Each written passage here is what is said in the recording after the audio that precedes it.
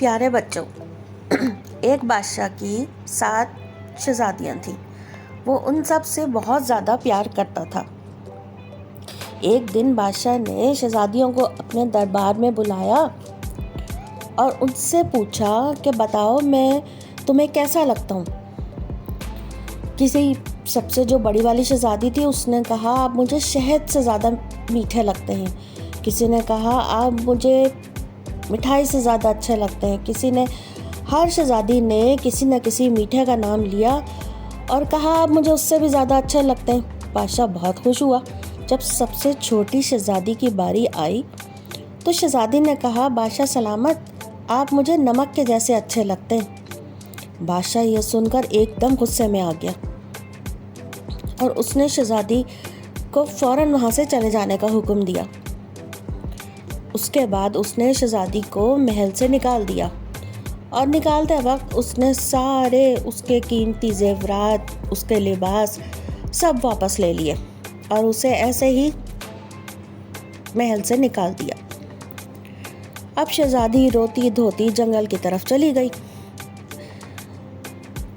وہ ایک درخت کے نیچے بیٹھی جب رو رہی تھی تو وہاں ایک لکڑہارا آیا اور اس نے پوچھا اے لڑکی تم کون ہو اور تم کیوں رو رہی ہو؟ شہزادی نے سارا حال کہہ سنایا۔ لکڑہارا بہت متاثر ہوا۔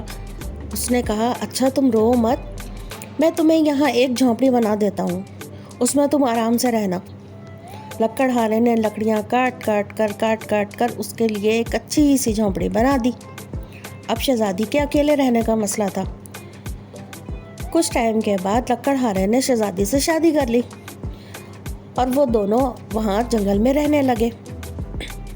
لکڑہارا روز جنگل جاتا، اس کے لیے لکڑیاں کاٹتا، شہد بیچ کر آتا اور پھر اپنے کھانے پینے کا انتظام کرتا۔ اس طرح دونوں آرام سے رہ رہے تھے۔ ایک دن جب لکڑہارا جنگل گیا اور لکڑیاں کاٹ رہا تھا تو اسے اچانک سے اس کی کلہاڑی کسی سخت چیز سے ٹکرائی۔ اس نے دیکھا کہ یہ کیا چیز ہے۔ جب اس نے اور کھدائی کی تو وہاں ایک بکس نکلا۔ اس بکسے کو جب انہوں نے کھولا تو اس میں سے بہت سارے ہیرے اور جواہرات نکلے جو بہت زیادہ تھے۔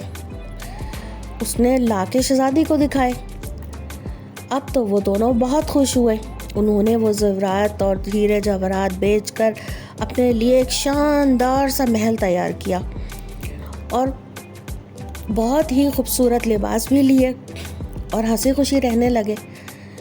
پھر ایک دن شہزادی کو خیال آیا کیوں نہ ہم بادشاہ سلامت کو اپنے محل میں دعوت دیں، اور اس طرح اس نے بادشاہ کو دعوت دلوا دی۔